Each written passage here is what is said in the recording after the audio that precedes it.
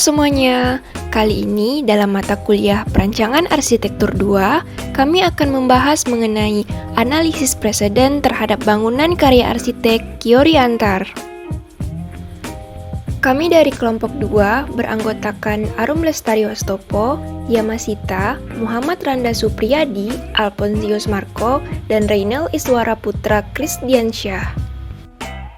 Serta dosen pembimbing kami yaitu Bapak Ari Fitrianto, STMSC. Sebelumnya, apakah kalian sudah mengetahui bahwa Yori Antar sering disebut-sebut sebagai pendekar arsitektur?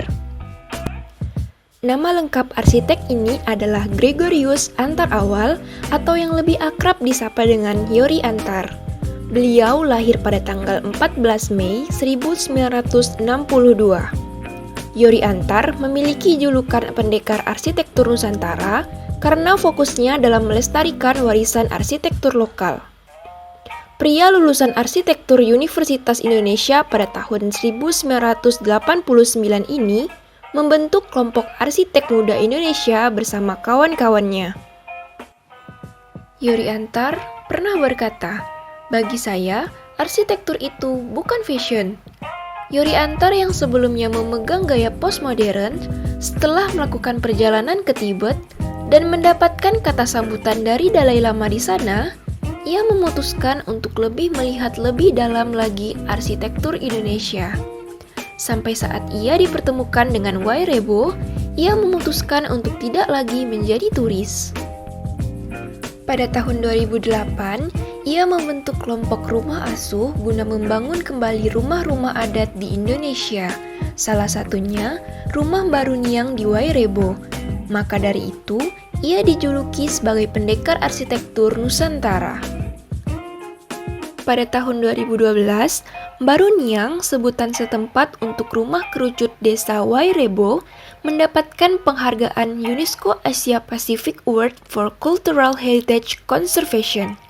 Penghargaan tersebut diberikan kepada upaya pelestarian warisan budaya berupa bangunan yang berumur lebih dari 50 tahun di kawasan Asia Pasifik. Baruniang mendapatkan Award of Excellence yang merupakan penghargaan tertinggi. Selain itu, Baruniang juga masuk nominasi 20 besar penghargaan Aga Khan Award for Architecture tahun 2013.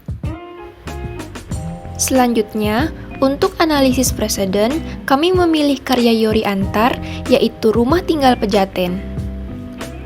Yori Antar merenovasi rumah ini dengan mempertahankan struktur utama bangunan sebelumnya. Yori Antar berusaha menambahkan ruang-ruang terbuka ke daerah tersebut sehingga bisa dipakai untuk beraktivitas. Dengan menempatkan dan pengalihan pandangan dari pintu masuk, ruang-ruang terbuka tidak lagi terlihat langsung sehingga akan memberikan pengalaman sekuensial yang tidak langsung. Yang pertama, pengulangan bentuk. Pada denah bangunan rumah ini terdapat pengulangan bentuk yang membuat bangunan tampak begitu unik. Di denah sendiri, pengulangan bentuk itu cukup kompleks dengan adanya pengulangan bentuk, walaupun hanya bentuk persegi panjang yang terus diulang-ulang dari denah basement hingga denah rooftopnya. Yang kedua, simetris atau keseimbangan. Pada bangunan ini, dari lantai basement hingga rooftopnya sangat berbeda-beda. Tidak ada denah yang seimbang atau simetris. Lalu yang ketiga, geometri. Bentuk geometri yang sangat menonjol pada bangunan ini adalah bentuk persegi panjang. Bentuk ini terus digunakan hingga terlihat juga pada tampak bangunannya. Pola yang digunakan dalam bangunan ini juga cukup teratur, yaitu garis vertikal dan garis horizontal yang tersusun berulang. 4. Penambahan dan pengurangan bentuk. Terlihat pada tampak, di mana terdapat penambahan bentuk serupa yaitu persegi panjang yang ditempatkan di atas persegi panjang yang satunya. Namun, bentuk persegi panjang yang terletak di atas mengalami pengurangan bentuk di setiap sisi.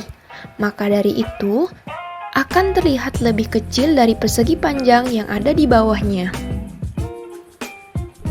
Selanjutnya, hierarki. Tidak ada hierarki bentuk pada denah maupun tampak dan potongan, karena bentuk persegi dan persegi panjang merupakan bentuk yang merata untuk bangunan ini, maka tidak ada hierarki bentuk. Selanjutnya, pencahayaan alami.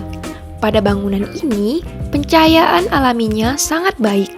Itu dikarenakan bangunan tersebut menggunakan jendela kaca yang besar sehingga tangkapan sinar matahari yang masuk ke bangunan juga cukup banyak dan dapat mengurangi penggunaan energi listrik. Lalu pembentukan massa atau bentuk yang mendominasi. Di denah dan tapak bangunan, terlihat jelas bahwa bentuk yang mendominasi dari bangunan ini adalah persegi panjang. 8. Unit terbesar. Unit terbesar pada bangunan ini terdapat pada tampak, denah, serta potongan, yaitu bentuk persegi panjang. 9. Sirkulasi. Jalur masuk ke bangunan ini hanya berada di bagian depan bangunan. Karena mengingat fungsi dari bangunan ini ialah sebagai rumah tinggal pribadi. Namun, sirkulasi di dalam bangunan ditandai dengan adanya gambar koridor yang juga sebagai pengarah sirkulasi. Selanjutnya, struktur. Bangunan ini adalah bangunan modern yang menggunakan struktur beton sebagai struktur yang paling mendominasi bangunan, seperti bangunan modern pada saat sekarang ini. 11. Parti. Bagian-bagian bangunan ini cukup dapat dikelompokkan karena bentuk denah yang cenderung menggambarkan perletakan ruang. Yang terakhir, denah kepotongan. Tidak ada kesesuaian bentuk antara denah dan potongan, karena bentuk desain denah sendiri yang begitu kompleks yang akan membuat potongannya juga semakin memiliki bentuk yang kompleks. Dari penjelasan yang telah disampaikan, dapat ditarik kesimpulan bahwa Yori Antar adalah seorang arsitek yang senang merevitalisasi atau merenovasi sebuah bangunan asli Indonesia.